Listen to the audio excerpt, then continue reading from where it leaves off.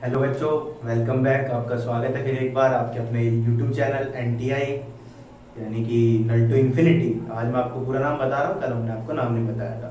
तो हम स्टार्ट करने वाले हैं आज से हमारी वीडियो, जिसमें हम क्लासेस को, हर एक क्लासेस को उनके चैप्टर के अकॉर्डिंग पढ़ाएंगे। तो आज हमारी क्लास रहने वाली है 9th, जिसका फर्स्ट चैप्टर है नंबर सिस्टम्स।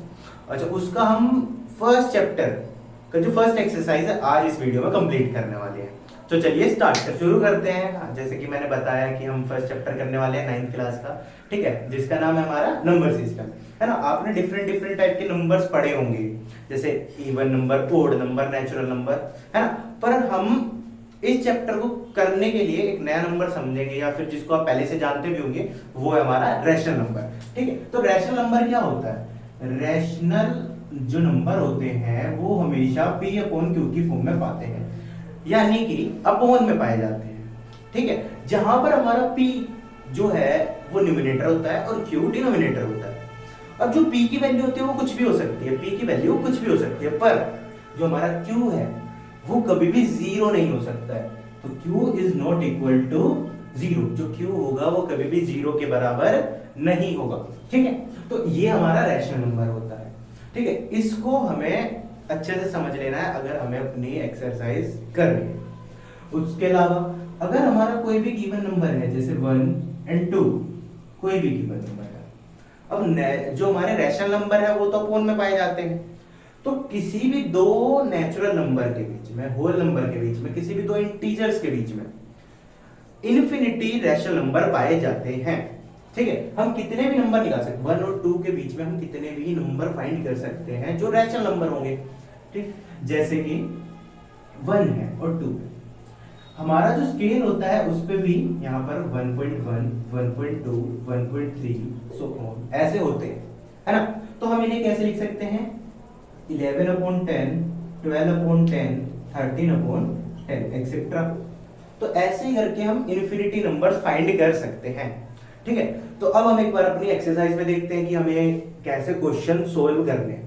तो मैं एक बार इसे साफ कर लेता हूं, फिर हम अपनी एक्सरसाइज स्टार्ट करते हैं। तो हमारा first question, is zero a rational number, can you write it in the form of p upon q where p and q are integers and q is not equal to zero. देखो इस question में भी दिया हुआ है q is not equal to zero, है ना, मतलब q जीरो के बराबर नहीं हो सकता है। तो क्या हम रैशनल नंबर को p अपॉन q की फॉर्म में लिखते हैं और जिसमें कि हमारा जो q है वो जीरो ना हो, है ना। आप समझ रहे हैं? तो हमें क्या करना है? हमने क्या समझा था कि rational number p upon q की फॉर्म में पाए जाते हैं। Rational number p upon q की फॉर्म में पाए जाते हैं जहां पर p कुछ भी हो सकता है ना, कोई भी नंबर हो सकता है, नेगेटिव, पॉजिटिव, बट q क्या नहीं हो सकता? जीरो नहीं हो सकता। पर p तो जीरो हो सकता है। तो हम इस क्वेश्चन को ऐसे लिख सकते हैं, बताओ, है ना, कि हम p की जगह जीरो लिख दें और q की जगह कुछ भी नंबर, पॉजिटिव या नेगेटिव, 1, 2, 3 कुछ भी, है ना। हम ये भी लिख सकते हैं, हम कोई भी आंसर लिख सकते हैं, है ना, जिसमें हम p को जीरो रखेंगे और q को हम कोई भी नंबर दे देंगे। तो ऐसे हमारे फर्स्ट क्वेश्चन का आंसर हो जाएगा कि हाँ, ये हो गया हमारा यस, कि जो हमारा जीरो है वो भी रैशनल नंबर है, क्योंकि p can be zero but q can not be zero, ठीक है। तो चलते हैं हम अपने आगे। तो हमारा सेकंड क्वेश्चन क्या कह रहा है? Find 6 rational number between 3 and 4, यानी 6 रैशनल नंबर फाइंड करने हैं हमें किस किस के बीच में? 3 और 4 के बीच में। अच्छा, मैंने अभी आपको बताया था स्टार्टिंग में कि किसी भी दो नंबर के बीच में कितने रैशनल नंबर होते हैं? इन्फिनिटी, कितने इनफिनाइट रैशनल नंबर पाए जाते हैं। अच्छा, तो ऐसे ही हमें क्या करना है? 3 और 4 के बीच में रैशनल नंबर फाइंड करना है। अब इसको निकालने के बहुत अलग अलग मेथड है ना। तो हम अपने इजी मेथड से करेंगे। जैसे हमने लिखा 3 और हमने लिखा 4, ये रैशनल नंबर है, हाँ ये रैशनल नंबर है। कोई भी नंबर जो सिंपली लिखा हुआ है वो हर एक रैशनल नंबर है, क्योंकि हम उसके नीचे 1 लगा सकते हैं। अगर हम किसी भी नंबर के नीचे 1 लगाते हैं तो वो रैशनल बन जाएगा, पर उसकी ना कोई वैल्यू चेंज नहीं होगी, है ना। तो हमने ऐसे 3/1 और 4/1 कर दिया, तो ये रैशनल नंबर बन गए। अब इनके बीच में हमें कितने नंबर फाइंड करने हैं? 6, है ना। तो जब भी ये करना हो तो इससे एक नंबर ज्यादा से आप मल्टीप्लाई कर दीजिए, न्यूमिनेटर को भी और डिनोमिनेटर। तो हमने 6 था तो हमने किससे मल्टीप्लाई किया? 7 से। 6 था तो हमने किससे मल्टीप्लाई किया? 7 से। तो 3 7 जा 21, 7 बजा 7। इसको भी हम सेम करेंगे, न्यूमिनेटर और डिनोमिनेटर को 7 से मल्टीप्लाई कर देंगे। 7 4 जा 28, 7 1 जा 7, ये हो गया। अब ये हमारा 21/7, ये 28/7।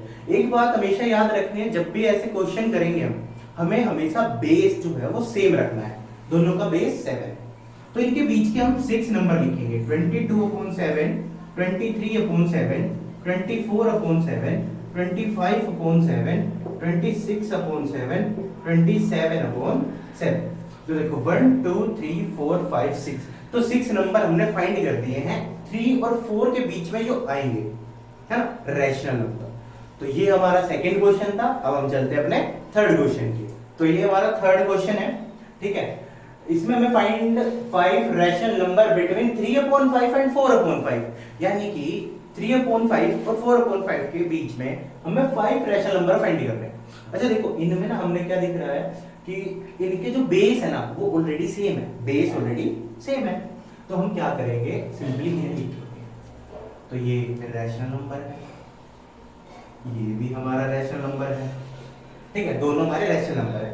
अब हमें क्या करना है कि इसको और इसको, यानी दोनों नंबर्स को, न्यूमिनेटर और डिनोमिनेटर को किसी ऐसे नंबर से मल्टीप्लाई करना है जो इन्हें सेम रखे, यानी बेस को सेम रखे और इन्हें थोड़ा बढ़ा दे।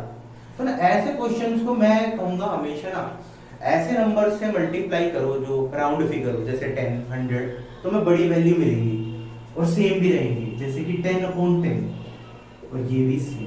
हमने न्यूमिनेटर और डिनोमिनेटर दोनों को मल्टीप्लाई किया है 10 और 10 से, तो 3 10 30 और 5 10 50, 4 10 40 और 5 10 50।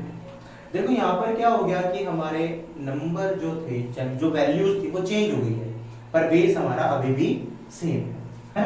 अब इनके बीच में हम कोई भी 5 रैशनल नंबर लिख सकते हैं, जैसे कि 31/50, 32/50, 33/50, 34/50, 35/50।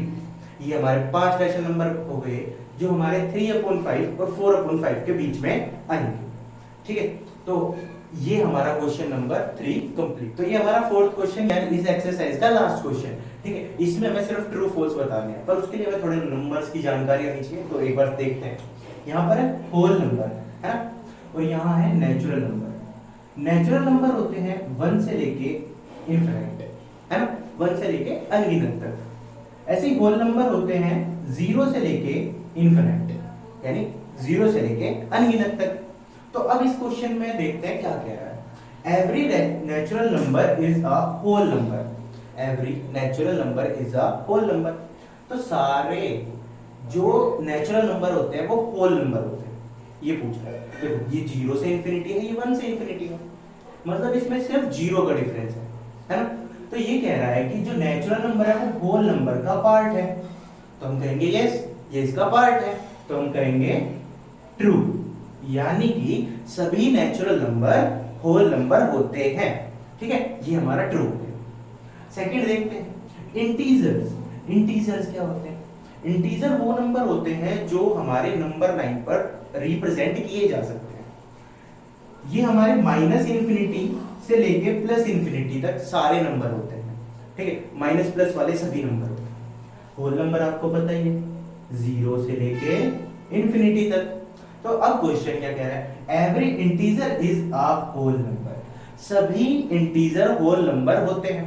तो नहीं, क्योंकि इंटीजर तो नेगेटिव भी होता है, पर ये सिर्फ पॉजिटिव होता है, इसीलिए सभी इंटीजर होल नंबर नहीं होते हैं। इसका हो गया हमारा फॉल्स, इसका आंसर होगा हमारा फॉल्स, ठीक है। हम अपने लास्ट क्वेश्चन पे देखते हैं। Every rational number is a whole number, सारे रैशनल नंबर अभी हमने बात की P/Q की फॉर्म में आते हैं, है ना।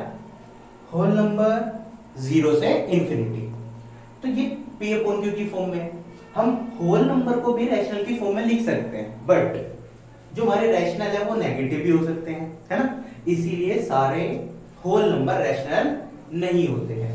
Every rational number is a whole number भी नहीं होते हैं, तो इसका आंसर होगा हमारा फॉल्स, इसका आंसर होगा हमारा फॉल्स।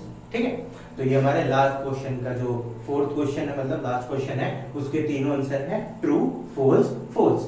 ठीक है, और ये जो हमारे भी नंबर है, इनमें किसी को हो सकता है कि कोई डाउट हो, तो हम एक इसकी सेपरेट वीडियो डालेंगे जिसमें सारे नंबर्स को हम डिफाइन करेंगे कौन सा नंबर क्या होता है।